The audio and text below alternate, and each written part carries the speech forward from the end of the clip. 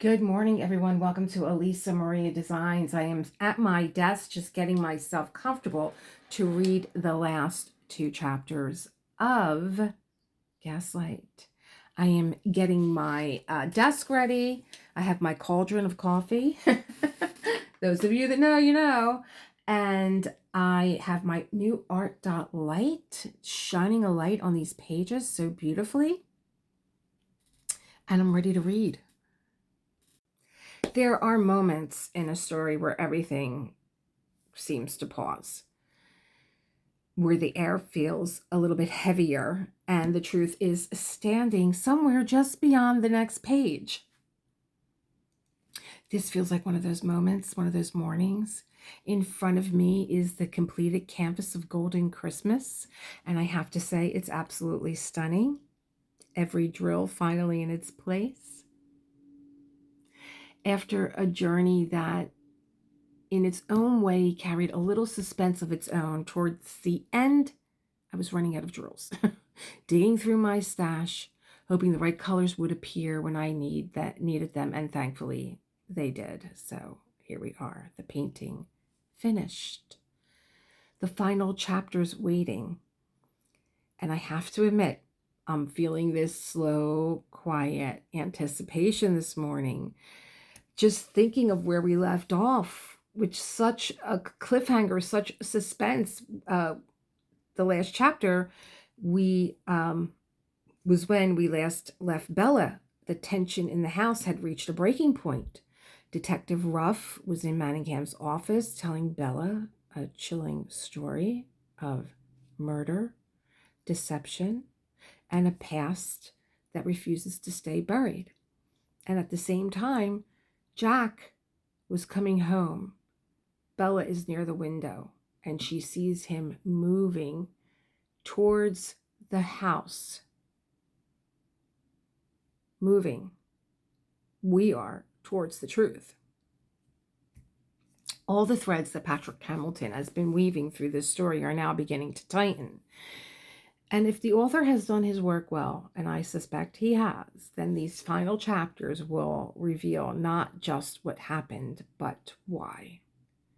So, with my cauldron of coffee beside me, the final drills placed in Golden Christmas, and the mystery still hanging in the air, let's turn the page and enter chapters 18 and 19.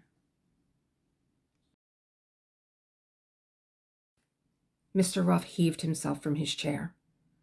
I'll go down the basement stairs. You, madam, go to your room and lock the door.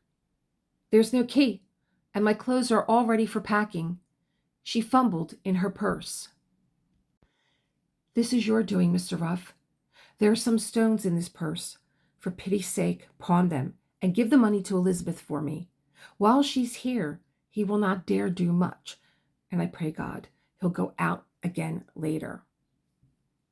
She opened the door of the drawing room and went to the head of the stairs. It was too late. Manningham had come in, and he was depositing his gloves in the hall stand drawer. Mr. Ruff stood behind her. He pointed questioningly up the stairs. Bella shook her head and opened the door of her husband's bedroom. She made a sign for Ruff to hide there and slip out later. He tiptoed into the bedroom, and she closed the door. She could hear the clatter of Jack's cane in the umbrella stand. The drawing room behind her was in improbable darkness. She must prevent him going immediately up to her bedroom and discovering her preparation for departure. She went quickly to light the gas. Too quickly. Her bustle caught the projection of a bamboo whatnot and brought it crashing with its load of bric-a-brac. From below came a bellow from Jack. What in the name of God? Bella fumbled for the ring, which dangled at the end of a chain attached to the gas bracket, and pulled it down. The mantle sprang to life, lit by the pilot. It was too high, but there was no time to adjust it. She ran to pull the curtains. She could hear Jack mounting the stairs. Where Mr. Ruff had been sitting, there remained the depression of the cushions. She plumped them up wildly. Jack! Jack, here! One moment. I must get... He was going into his bedroom, the door already half open. No, now, Jack, please. She crouched down over the scattered bric-a-brac. It's urgent. He came impatiently to the doorway of the drawing room, standing with his hand on the knob, but still in full sight of the bedroom doorway. Bella tried desperately to think of some excuse which would bring him and keep him inside the drawing room long enough for Mr. Ruff to escape. You must see for yourself now, she said hysterically. I insist. He came in and stood, towering over her. I did it, she cried. I did it. I did it. She was laughing, half hysterically, half triumphantly, at the thought that she had drawn Jack into the room to cover Mr. Ruff's escape. Don't you see, Jack? She grasped his trousers to prevent his leaving. Did what? I knocked it over, she said. I broke all these things. I admit it. That is self-evident, he said, but scarcely a matter for self-congratulation. But don't you understand, Jack? She said wildly. You're always accusing me of doing things to which I don't admit. By this time, Mr. Ruff must be going down the basement stairs. Pray God he would have the sense in going out not to cross the road, but to hug the near side railings out of view. She picked up the two halves of a cheap china ornament. It was 3 squatting monkeys. Hear no evil, see no evil, speak no evil. Perhaps it could be glued. There was a loud crack. The flaring gas mantle had broken the glass globe. And I suppose you will admit responsibility for that too? You know that the pressure must be regulated. Yes, she said, gathering up the pieces of bric-a-brac. That was my fault also. Jack went over, lowered the gas, and lighted the other bracket, then waited with his back to the fireplace, riding on the balls of his feet until Bella finished. When you have stopped groveling on the floor, I have a question to ask you, my girl. Bella continued to grovel. She hated this man, whoever he was, Manningham or Power. But it was not in her nature to betray him. For 7 years he had been a husband to her, if more for worse than better. Even a bigamous husband. If only she could get away. Let him take his own chance with Mr. Ruff and his furies. But she had first to get him out of the house. The one way to secure Jack's going out would be to beg him to stay. But that had to sound convincing. Stand up, my girl, Jack said, before my patience is utterly exhausted. She set the bamboo whatnot upright and stood up. The devil, in all his wrath, could not have been more fearsome than the bearded figure at the fireplace. When I crossed the street on my way in, he said, I looked up, naturally expecting a light in your bedroom window. But there were no lights anywhere. Yet, when I come up the stairs, there is one gas flaring, a whatnot overturned, and the curtains hastily drawn. What, may I ask, precisely what were you doing, nosying down here in the dark? Nothing. I see. You were doing nothing in the dark, he nodded. Then he shot an accusing finger at her. What sort of nothing? Well, I can't.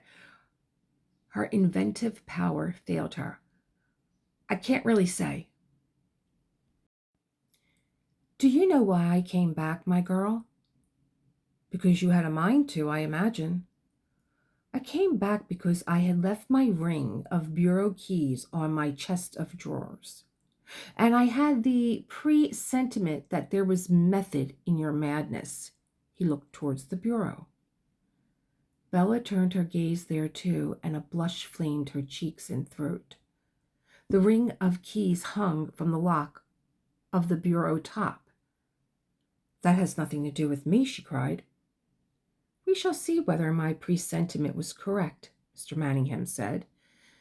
If I understand my wife's crazy logic, she thought that if she hid the cameo brooch in my bureau, then of course the responsibility couldn't be hers.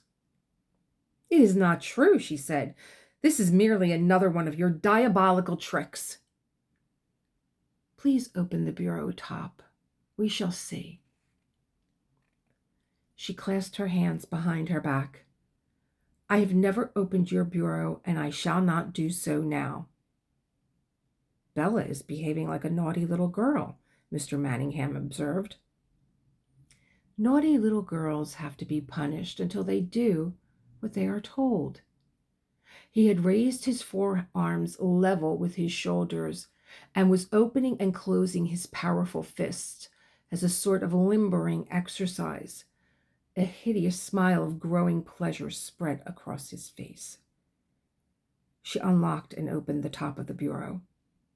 He came behind her, and she was ready for some sudden savage attack. But all he did was to take out the brooch and give it to her. Then he locked the bureau and replaced the keys in his pocket. That was too childish, my girl, he said, pitying her. Now, you go upstairs, and I will bring you up your medicine. I do not choose to go upstairs, and it is not time for that medicine. After meals. That is what it has on the bottle, as you have reminded me. It is after luncheon, he said.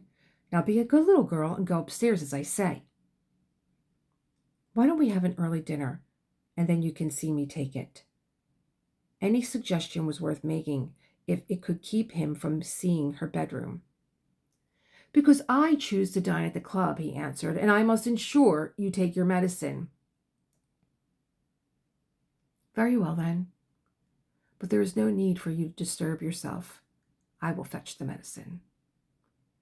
He nodded agreement and watched her go to the door. Then he called to her. Do not trouble to pour the stuff down the sink, my girl. I have another bottle. As Bella came out of the dining room with the medicine, she saw Elizabeth at the head of the basement stairs. The cook beckoned to her, and when Bella came over, she backed down the stairs so that they could talk behind the closed door. It's Mr. Ruff, Elizabeth whispered. He's gone to Sir George Raglan to get a warrant. Them was the rubies you gave him. Keep him talking, Mr. Ruff says. Don't let him go out. Mr. Ruff will be back just as soon as he can. Bella walked very slowly up the stairs. She should, she supposed, be overjoyed at Elizabeth's news. For the man whom she had thought was her husband, she had no remnant of love or respect. A murderer, a thief, a bigamist, he was more lonesome than she had ever dreamed, even in her deepest bouts with hate. Yet, even though bigamously, she was still his wife. She had to save him if she could. She opened the door. Ah, he said, you were so long I began to fancy that the little bird had flown. Jack, I have something very grave to tell you. He grinned. I am not saying this out of love for you. Whatever I may have felt for you, you have utterly destroyed. I am saying this from a sense of duty, probably misplaced, but there it is. He grinned, even more widely. You must leave this house at once, Jack, and never come back. The police will be here any minute. Chapter. Hamilton created so much tension you can actually feel the air leaving the room during this chapter. So here it is. I'm just going to tell you what's lingering on the top of my head because I have the time. Have the time here. Is every chapter going to be one of the most intense moments in the entire story? This chapter takes place almost entirely inside Manningham's office. which by this point in the book has become something like a psychological battlefield. What struck me immediately, oh my God, I have such pains in my stomach, while reading this chapter is how Bella is suddenly forced to perform. Up until now, Manningham has been the one orchestrating everything, controlling the lighting, controlling the narrative, controlling Bella's sense of reality. He has been the director of this cruel play, convincing her she's unstable, she's forgetful, she's unreliable. But we have this moment where Bella becomes the actress, and with seconds to think. Detective Ruff is in the house, Manningham is returning, and if Manningham walks into that room or into Jack's bedroom, everything collapses. Ruff is discovered, the investigation, maybe it ends, and Bella is completely at Manningham's mercy again. She does the only thing she can do. Bella, for once, is creating the chaos. She starts fluffing the pillows wildly to erase the depression where someone was sitting. She rushes to the gas lamp and turns it too high. She pulls the curtain shut. She knocks over the bric-a-brac. The ornaments go crashing onto the floor. It is hysterical. That she didn't stage. This is the aftermath of a woman moving hysterically around, trying to think very quickly about what to do. But it's also fascinating is that it's also not hysteria. It's Bella in strategy mode. Bella has learned Manningham's language. She understands exactly what he expects from her. He expects his mad wife to be confused, unstable, emotionally distressed, and she weaponizes that expectation. For the first time in this story, Bella is wearing the mask he created for her. She becomes the mad woman he believes she is. And that buys Ruff the time he needs to escape. I'm sure you all felt the tension of the scene where Manningham walks in.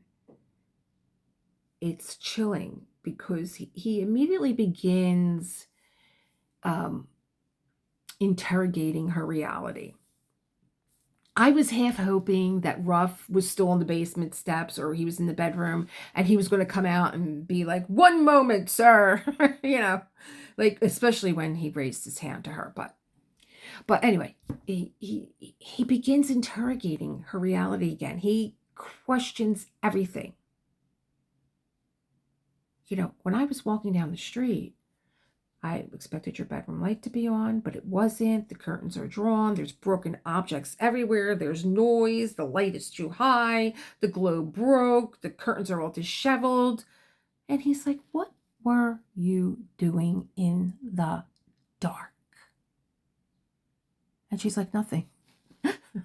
It reminded me when I would catch my son doing something. I'm like, "What are you doing?" "Nothing." In the meantime, everything is chaos. And then, what a classic line. "What kind of nothing were you doing?"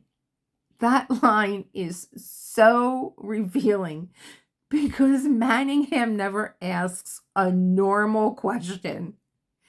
Every question is designed to corner Bella psychologically. And then comes the bureau. And this moment is terrifying because we know what Bella knows. The brooch is in the drawer. Manningham believes she has been hiding things there. This man who controls everything, he just happens to leave his ring of keys inside the lock of the top drawer of the bureau. And he demands that she open it. And then we're back. The power dynamic snaps back into place. And the threat of violence returns. And Bella opens the drawer. And of course, the brooch is in there. But what shocked me most in this chapter, I'm still trying, you could literally feel the air leaving the room of these two characters. And like, where's Elizabeth? Is Ruff still in the house? I'm still trying to get the air back in my lungs. I have to admit, my first reaction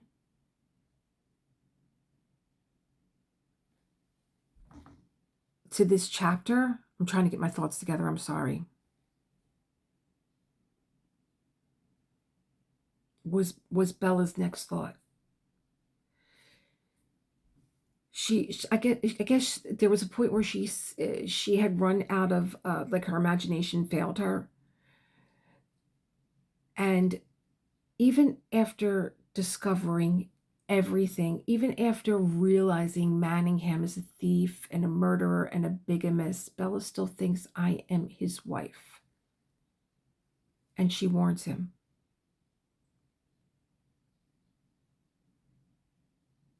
When she tells him that the police are coming and that he must leave the house, my first reaction honestly was, I don't know how I didn't scream into the reading. I think I may have paused and said it out loud in my art room. Are you kidding me? Are you kidding me? And then I went back and read it, and I again had to hold myself back from screaming, are you kidding me? But my second thought followed. I was like, calm down, take a breath. This might not be loyalty. This might be stalling. Because Bella, when, the good little, oh God, the good little girls. Oh God, I just want to punch him right in his face. Breathe. So this might not be loyalty. This might be stalling. Bella has just learned that from Elizabeth that Detective Ruff has gone to fetch Sir George Raglan and obtain a warrant. The police are coming. She has been told very clearly by Elizabeth, keep him talking. So this moment can read two ways. On the surface, it looks like Bella is still, and she might be. What do you call that? The Patty Hearst syndrome, right? I'm going to call on my psychologist friend Gabrielle for this one. On the surface, it looks like Bella is still psychologically bound to him. She's still trapped in that marital loyalty he has manipulated from the day they said I do. But underneath all that is the actress back. It may be the cleverest move she has made yet, because warning Manningham doesn't actually help him escape. It keeps him there. It kind of forces a conversation. It keeps him engaged. It buys time.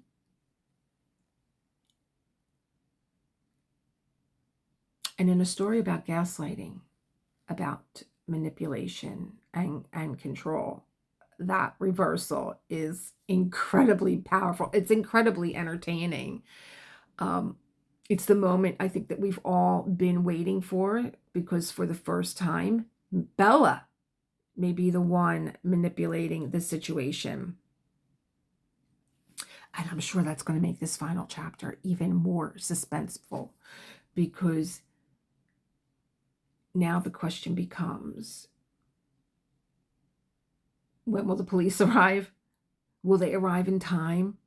Or will Manningham realize what's happening first?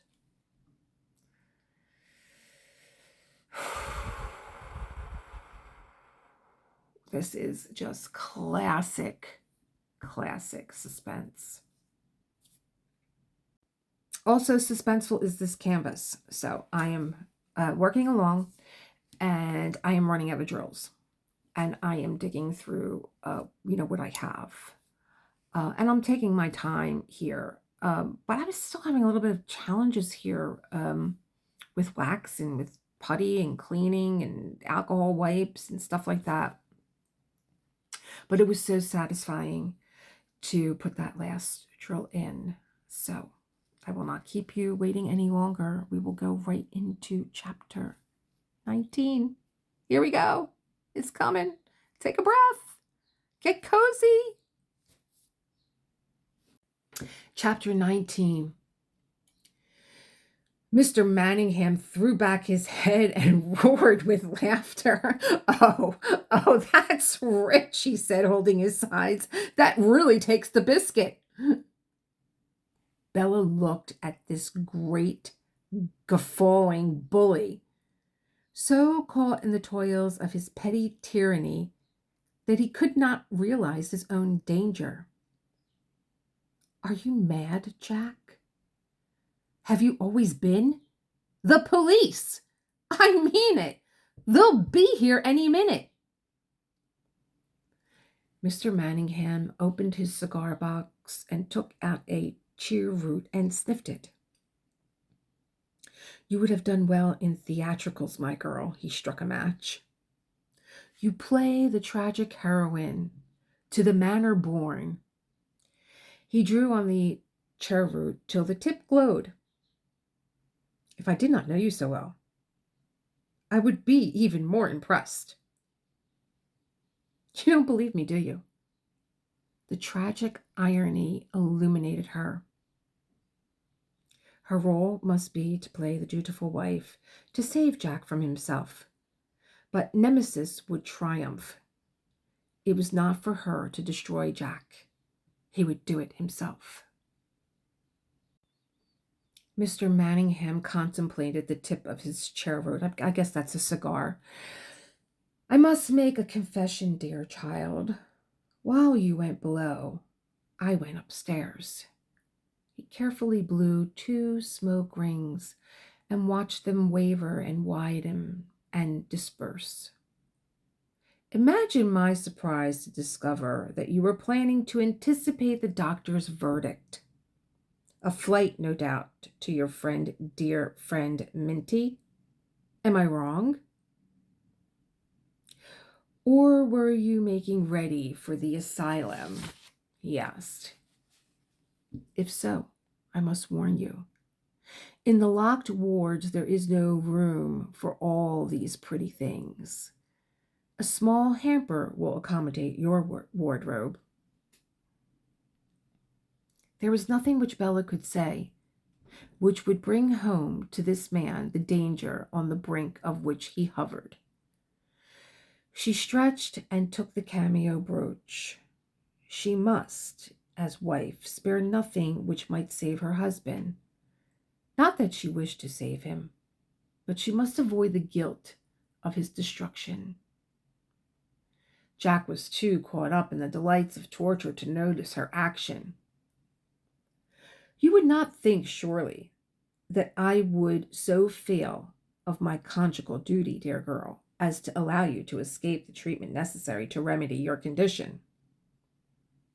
What harm might you do to yourself or others if I left at large? Oh, no. Your welfare is far too precious to me for that. Having sacrificed our evening at the theater to your imbecility, I must now do the same to my dinner at the club. I have changed my mind. I shall dine at home, and you may take your medicine after dinner. Bella had hidden the brooch behind her back, and while he was talking, she had opened it. I meant what I said about the police, Jack, she said. And I meant what I said about dining at home.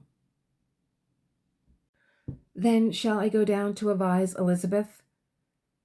Bella could not have felt such triumph in being one step ahead of her husband if she had not been one step behind for so many years.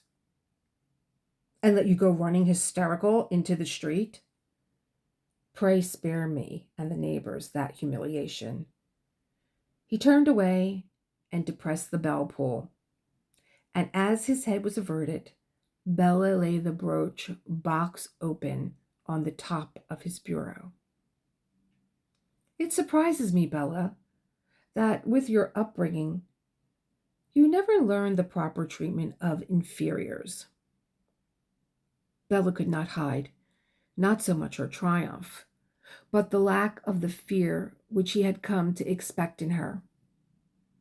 Now she knew it was he who was mad, not herself. Jack looked at her in surprise. She dropped her gaze, and he saw the brooch on the bureau. For a moment he thought it was broken. Then, my God, what is this? It is what you gave me on the day we were married. Elizabeth tapped on the door. Or rather, on the day when we were supposed to be married. Then, before Jack had fully caught the importance of her remark, Bella called to Elizabeth to enter. As Elizabeth did so, there came a loud hammering on the front door. You wanted me, sir?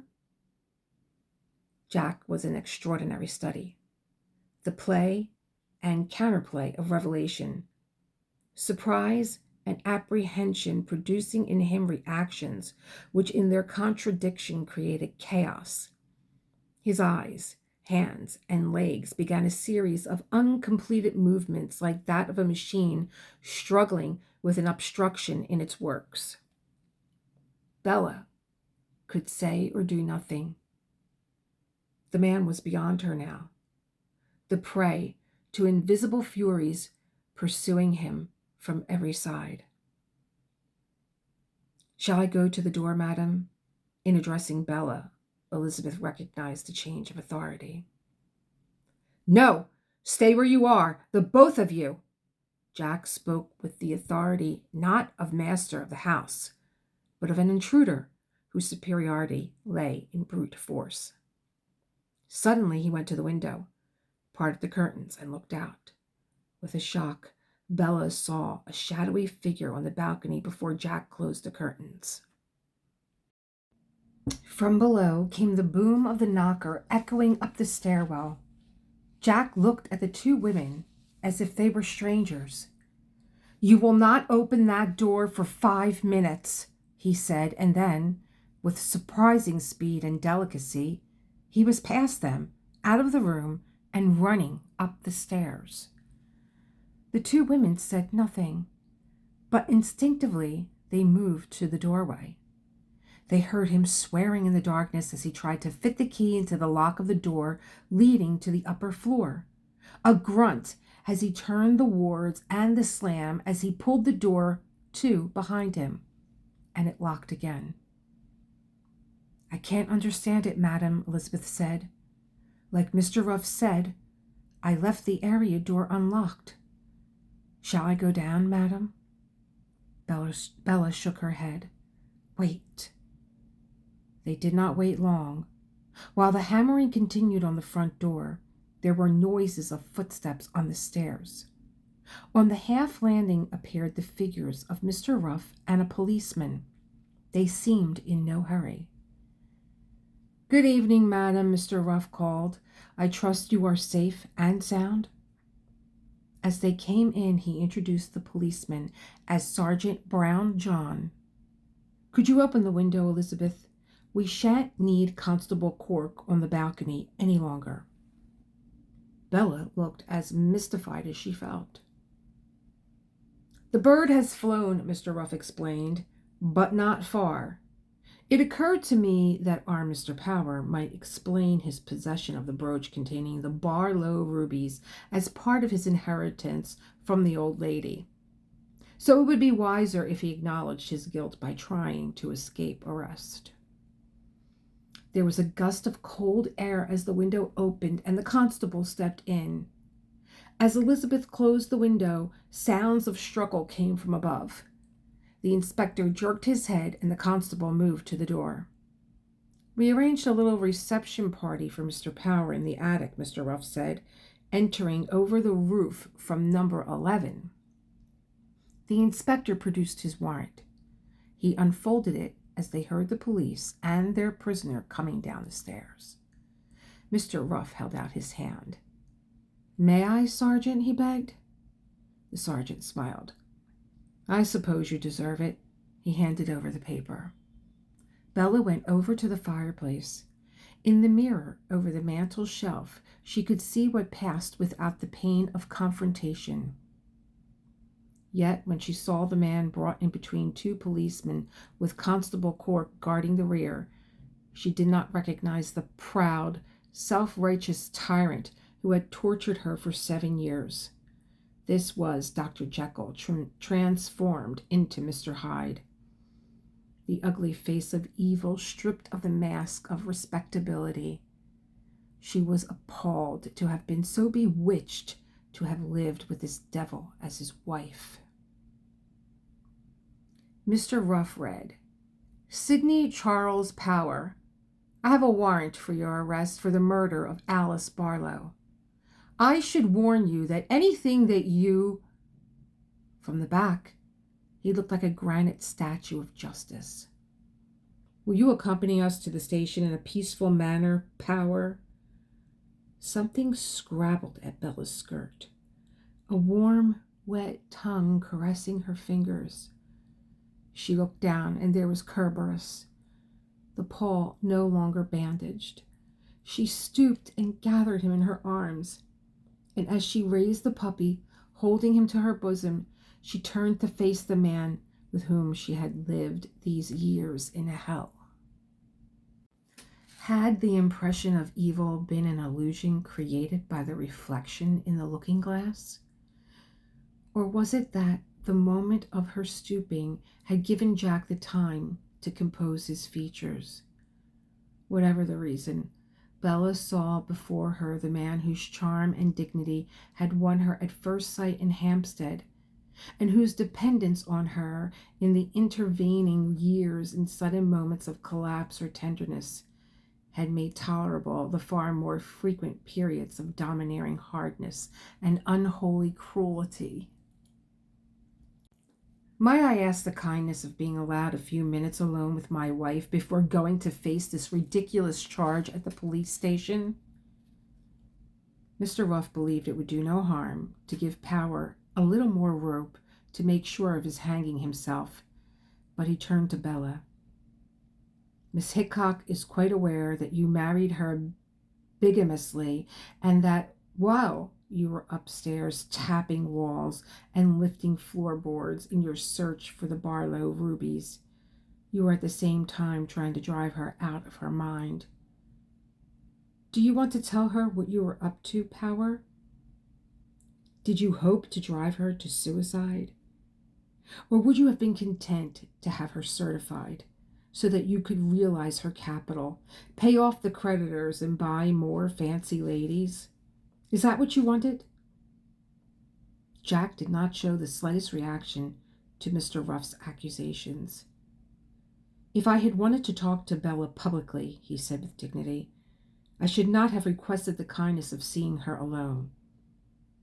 But since you will not grant me even this modest favor..." He turned to go. "Wait," Bella said. "Mr. Ruff, I would like those few minutes, if we may." Jack stopped and looked at her in admiration. "There's my girl speaking." Mr. Ruff and the detective sergeant drew to one side to hold a muttered conference. Then Mr. Ruff gave permission on one condition. If left alone with Bella, Power must be bound. "This man has already committed one of the most brutal murder, madam. We cannot risk another." While the rope was being fetched from the kitchen, Jack protested against the indignity of this degrading procedure, about mistaken identity, the damages he would claim for false arrest. And he continued to protest while he was being securely roped into the high chair on which he had sat when he was at his writing desk. His hands were tightly lashed behind his back, his ankles bound to its legs. "We shall be outside, madam," Mr. Ruff said. 5 minutes. And if before then he looks like he's acting ugly, give a call." The moment the door closed, Jack whispered, "Quick, Bella, cut the knots. There's the penknife on the desk." "I don't understand," Bella said. It was impossible to imagine that after all this Jack should expect her to release him, or that even if she did, he would get away. Though Mr. Ruff had posted no one outside the window, he certainly had made some disposition to seal that escape route. You must be mad. For God's sake, Bella, don't torment me. Mad. She had used the word colloquially, but she suddenly saw that it was literally true. Of course. I see it now, she said. When you made those noises in the attic and tried to make me think it was all my delusions and you're hiding the picture and my jewelry, I thought you were being diabolically cruel. Jack tugged at his bonds. Don't talk, girl, he said. Act! Hurry! Hurry if you love me. Love? The word penetrated the privacy of her thought. I wonder. I believe that I still do. I love the bit of you that is still sane. Then have pity on me. He strained, not so much to escape from the tight bonds as to win contact with her and secure her aid. I have, she said, on all of you, the mad part just as much. I thought I was in hell, but what about you? He thought that she was deliberately playing cat and mouse with him. The pleading left his voice. You know what they are going to do to me? Nothing compared to what you did to Alice Barlow, she said coldly. Why didn't you just kill me as you did her? Perhaps because you insanely realized the idea of a long, slow torture of the mind? No, I do not think I can pity you, Mr. Power, even when you are powerless. And you want to have my death on your conscience, he said? You want to be haunted by it? Are you prepared for that? If they hang me, my girl, it will not be the end for you. I'll come back. You needn't worry. Maybe you did not hear ghosts in the attic. It was me. But when I am gone and you hear strange noises in the attic or in the next room, I give you warning. It will still be me. There are limits to pity, and Bella had reached them. Bella looked at him strangely. You mean you would haunt me unless I cut you free? He nodded. You would haunt me till I went out of my mind? And after, always. She picked up the penknife. But if I cut you loose, you won't haunt me? Even if they catch you? Yes, he licked his lips. Do you promise? I swear. Well then, she said, I suppose I must. She looked down at the penknife with furrowed brows. How does it work? You know perfectly well. But I do not, she said. I really think that I must have lost my wits after all. Shall I ring to ask Nancy to give me my medicine? That would do me good, would it not? What I said about haunting, I mean it, I swear. Bella looked up from the penknife. Has Alice Barlow haunted you all these years? No, he shouted. She held up the penknife. The blade gleamed. You gave me such a surprise that I seemed to have opened it somehow, she said. That means I can cut you free and then you won't haunt me. She smiled at him idiotically and went behind his chair. He did not dare to speak and snap the thread of hope still holding. But she could see his body tense like a coiled spring. She laid her fingers on his wrist and laid the knife to the rope. But she did not cut. For God's sakes, hurry! She held the penknife away from his grasp. I'm worried, she whispered. If Alice Barlow hasn't haunted you, How will you be able to haunt me?" "She has," he hissed, "and she was good." Bella stood up. She walked to the door. "Mr. Ruff, I would like your advice." Mr. Ruff and the sergeant came in. "Do you believe in haunting?" They looked bewildered. "The reason I ask," she said, "is that the man threatened to haunt me after death unless I cut him free, as he has been haunted by Alice Barlow." "Is this true, Power?" Mr. Ruff asked. "You can't have her as a witness. A wife can't testify against her husband." "True enough," agreed Mr. Ruff. "Except that Miss Hickok is not your wife. Not that we shall have to call her in view of your admission of guilt." After his execution, he was not the ghost of the dead Sidney Power, which haunted Bella, but the memory of Jack Manningham, who had never really existed except in her dreams of love and nightmares of fear. The end. I want to say this to you before I forget. While I was reading this book, I was thinking about how wonderful this play must have been, so much so that Alfred Hitchcock got a hold of it and he made the movie Gaslight with Charles Boyer and Ingrid Bergman. He changed the name from Angel Street to Gaslight. From what I recall of the story, I'm not going to say anything. And this movie has been free on YouTube forever. Now all of a sudden you have to pay for it. So try and get it on like your Turner Classic Movies, Tubi, one of those, or pay for it.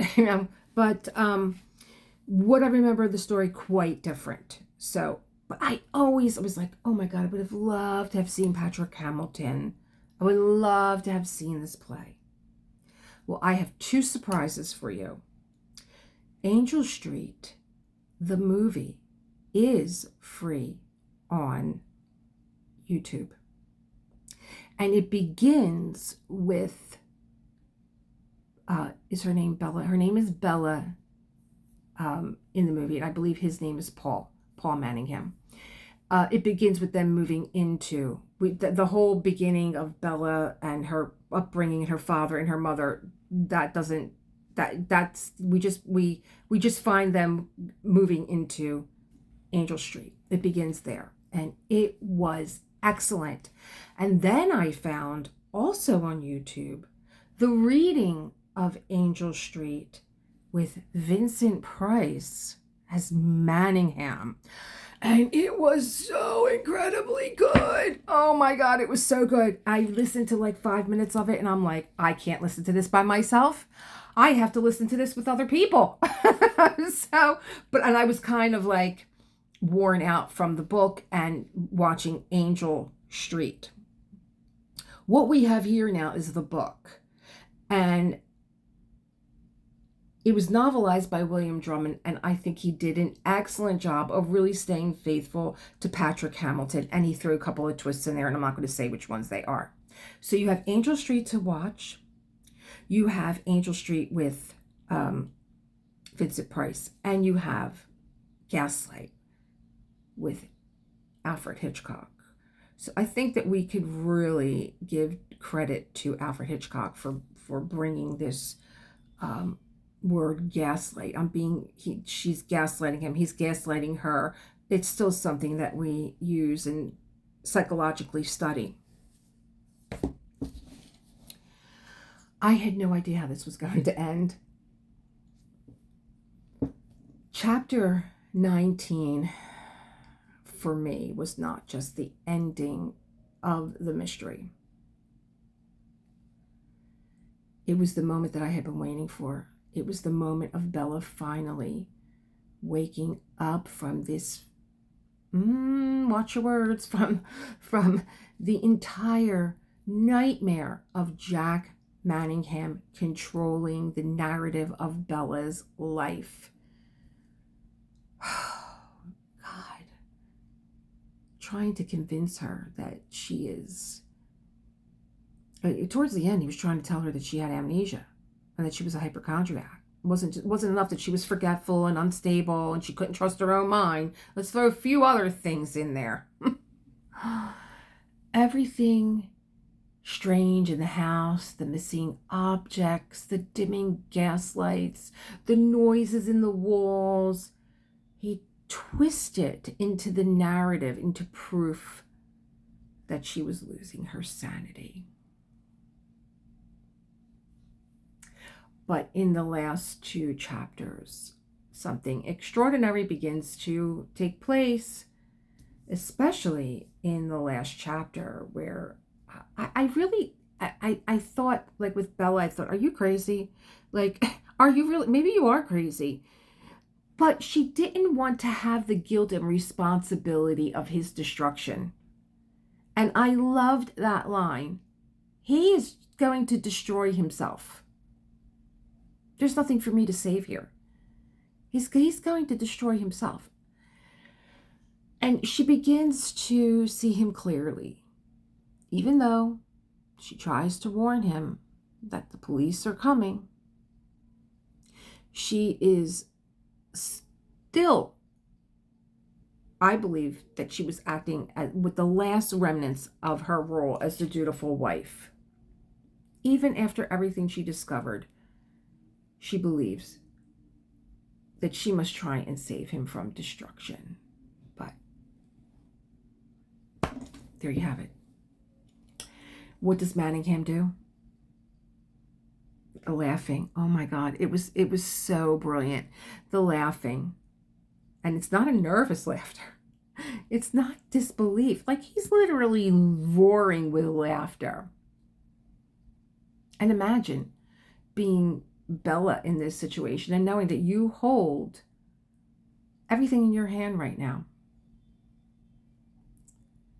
It's so incredibly revealing because it strips away the last illusion Bella had about him. He sees her, and he's always seen her. Not a partner, not a wife, not even a person with insight. He's looking at her now, and he's looking at her simply as an actress performing hysteria. He believes, for a little while longer, he still holds complete power over her. There was a thought that I had there. Oh gosh, what was it?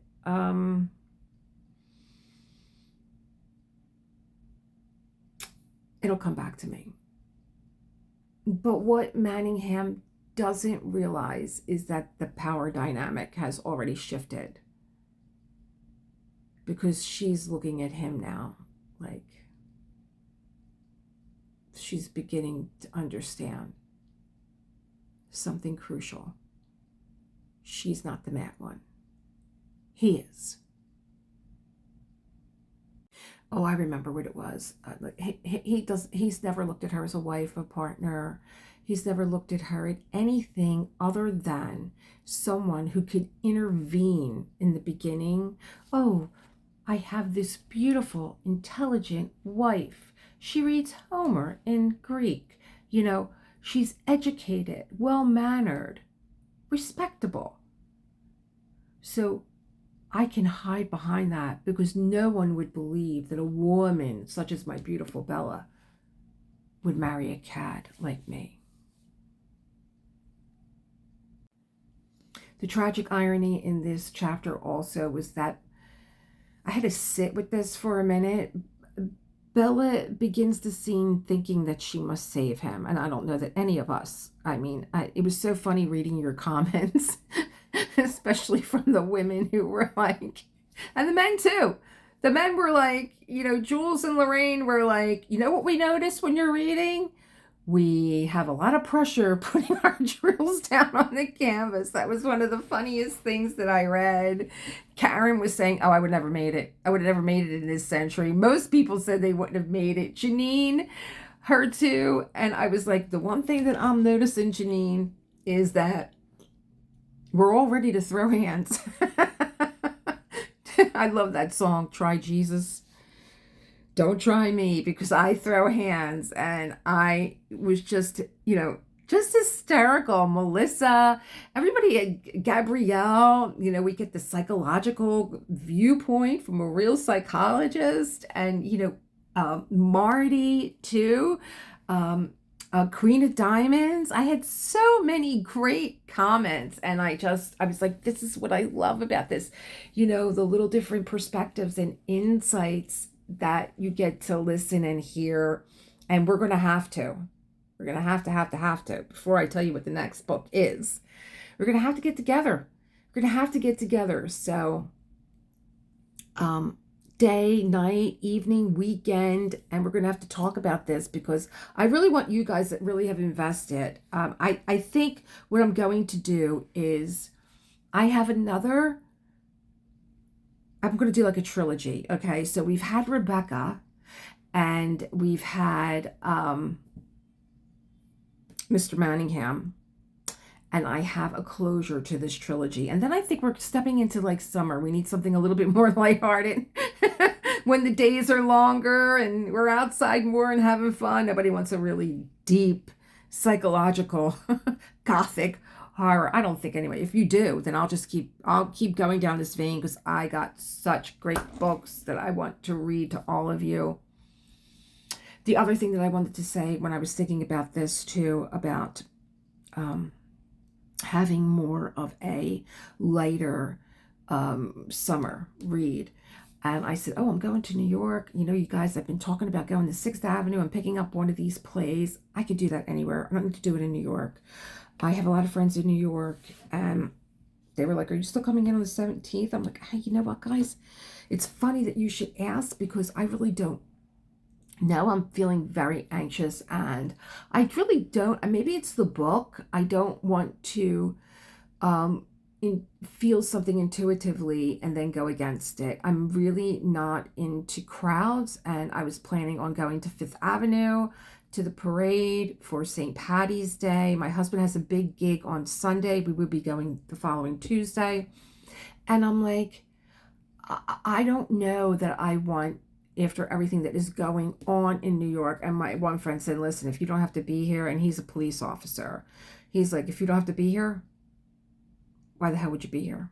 So that's how bad, the things that you don't hear going on in New York City. So, but I was thinking about having a play in some way. I love Neil Simon. John and I have such great Neil Simon movies and plays that we love, like The Goodbye Girl with Marsha Mason. I'd need a kid, though, to play her daughter. We love The Prisoner of 7th Avenue. Oh my God, with my girl Anne Bancroft, and John loves Jack Lemmon. And, I think that, John literally drives me crazy at times. And there's a point where Jack Lemmon is just driving Anne Bancroft to the edge of a knife. I love that line in the book. You're dancing on the edge of the knife, Bella. She's mad, Elizabeth, mad. So I think The Prisoner of 7th Avenue, God, and if you're looking for something to laugh at, even if we're going to read it, I wouldn't even care. Just watch that movie. It's so funny.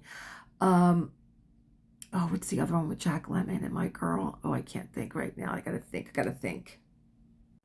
The Out-of-Towners with Jack Lemmon and Sandy Dennis is another. I love Sandy Dennis. Is another Neil Simon play movie, and it's hysterical. Now I want to go on a Neil Simon kick after this deep psychological novel that I read.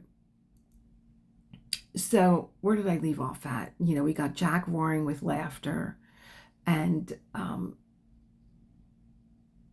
Bella, she just realized that she was nothing ever to him, which must have been so sad.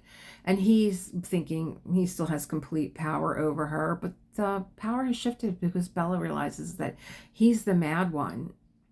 And Bella, thinking that she must save him, she realizes something deeper, that and this is something that I would really like to think about. It's not her role to destroy him. He's going to destroy himself.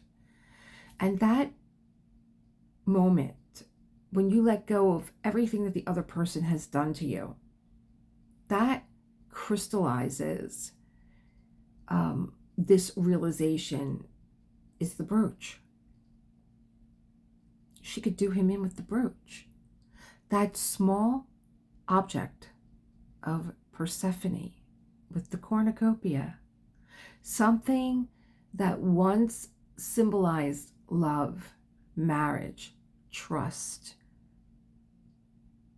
now becomes the instrument of his undoing. And then we have Persephone also, who was she the love of Hades? All my Greek mythology scholars and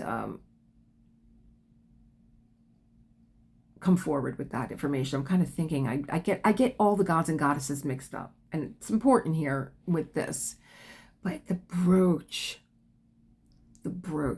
when Bella places the brooch on the desk, and he's not even paying attention to her. You're mad, you're an idiot, I'm going to get away with this, get ready for you. She makes sure that she continues to stare at it so he will look at what she is looking at. And we witness two things: the realization, but the proud moment of triumph in Bella. Bella is controlling the stage. She knows exactly what he will say. And she knows exactly what it means. And when Manningham realizes that the rubies that he has been searching for, the stolen jewels that he murdered Alice Barlow, have been sitting inside that brooch all along, the composure that he has maintained throughout the story collapses in that instant. Manningham spent months convincing Bella she was mad. And he now becomes the one who is frantic and desperate and hysterical, and Bella and Elizabeth are watching him. Oh, and there's nothing like watching somebody calmly when they're like that, right? It's just like, you just stand there. You just you're in the eye of the storm. You just stand there where it's calm. It's always calm in the eye of the hurricane. Everything else is going nutso. And I have to go back to the book. I love this one line. Jack was an extraordinary study. The play and counterplay of revelation, surprise and apprehension, producing in him reactions which in their contradiction created chaos. His eyes, hands, and legs began a series of uncompleted movements, like that of a machine struggling with an obstruction in its works. Oh my God, the visual image I had of that. I love it. I love it. He's trying to get away. There's the rapping at the door. He's threatening Elizabeth and Bella, don't open that door. Give me 5 minutes. He's running up the steps. He's unlocking the locked door. He's going up the steps. And I wasn't really clear where Gerbertus came from. Did he have that poor dog locked on that 3rd floor? Did that dog finally become free? Oh, gosh. But they're waiting for him. They knew. They went over to the house next door and climbed in to Angel Street and got in, and they were waiting for her because they knew that he was going to try and flee. And what did he say? Oh, he's threatening. He's threatening the police officer. He's threatening Ruff. He's threatening the sergeant. He's threatening the constable. This is an outrage. I'm going to sue you. You've made a mistake. You know, all that. You know, we've heard it a million times. And he wants to talk to his wife. Would you? And the Ruff is not having it. Because he's like, what do you want to do? You want to put more damage onto this woman? Is that what you want to talk to her about? Are you going to tell her what you were up to, that you hope to drive her to suicide, or that you would have been content to have her certified so that you could realize her capital and pay off all these people that you owed and then buy yourself some more ladies? Is that what you want to talk to her about? And he's like, if I wanted to talk to her publicly, I wouldn't have asked with dignity, the kindness of seeing her alone. But, you know, since you won't grant me that favor, he turns to go. And then Bella says, I'd like to have those few minutes. And then he looks at his Bella with this admiration. That's my girl. That's my girl. But Ruff, you know, has a little bit of a quiet, mumbling conversation, and he says, I won't leave you alone with him unless he's tied up. More humiliation. Tie him up. You know, he has already committed one brutal murder, and I'm not going to risk another. And so they go and get this rope from the kitchen, and they tie him to the chair.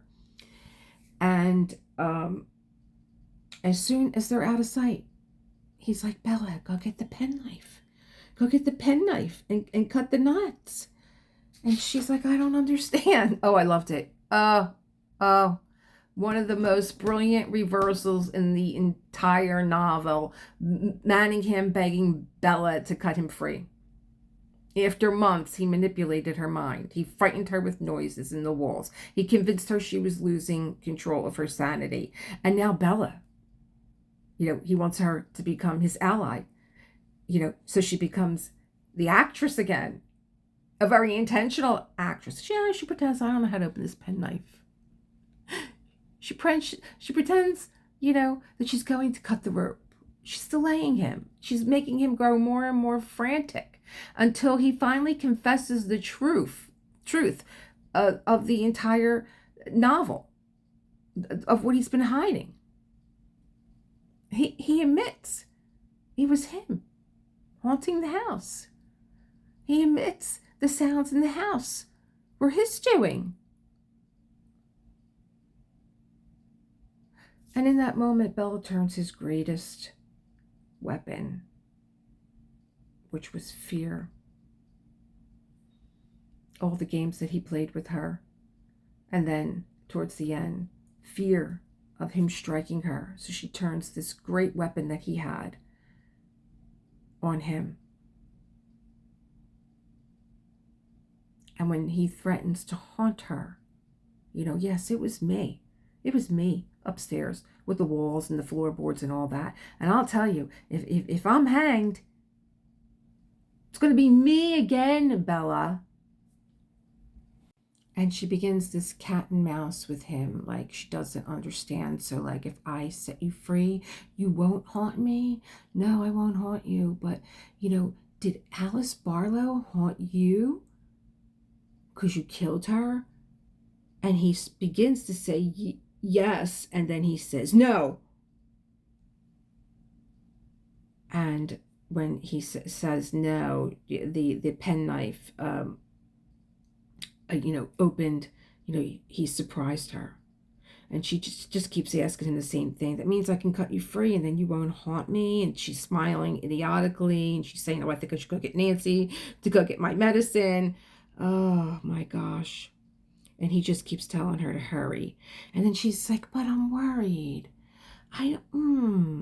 If Alice Barlow hasn't haunted you, how are you going to be able to haunt me? And what she's doing is she is getting him to confess.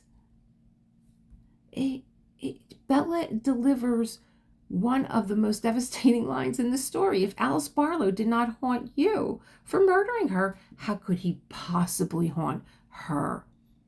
It's the moment of absolute clarity. Bella is no longer afraid of ghosts because she now understands the true ghost in her life. And it's him. But also, she got him to confess, she has been haunting me. He hisses at her. She has. And she was good. That's when Bella goes over to the door and asks to speak Mr. Ruff. And she asks him this question about haunting. Do you believe in haunting? And they're looking at her bewildered. And she's saying, well, the reason that I ask is that the man threatened to haunt me after death unless I cut him free, as he has been haunted by Alice Barlow. And Ruff says, is that true? Did you say that? And he's like, well, a wife can't testify against her own husband. What difference does it make? And he's like, that's true, except that Miss Hickok is not your wife. You're a bigamist. And I don't even need Miss Hickok, because you admitted to your guilt. The dead are not the ghosts in Bella's life,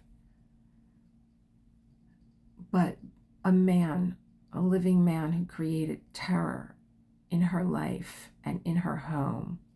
And the final words of the story are haunting in their own quiet way. Bella realizing that Jack Manningham, the charming husband she believed she married, never truly existed. He was a mask. He was a performance. He was a figure who only lived in her dreams of love. Bella dreamt of love. He was a figure who only lived in her dreams of love and in her nightmares of fear. And that realization is the true end of the story. Not just the arrest of a criminal, but the awakening of Bella, who finally understands the truth.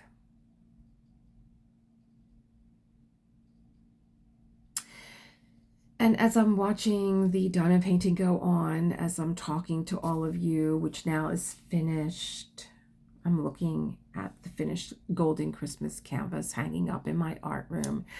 It feels fitting that both the painting and the story reached their final pieces together.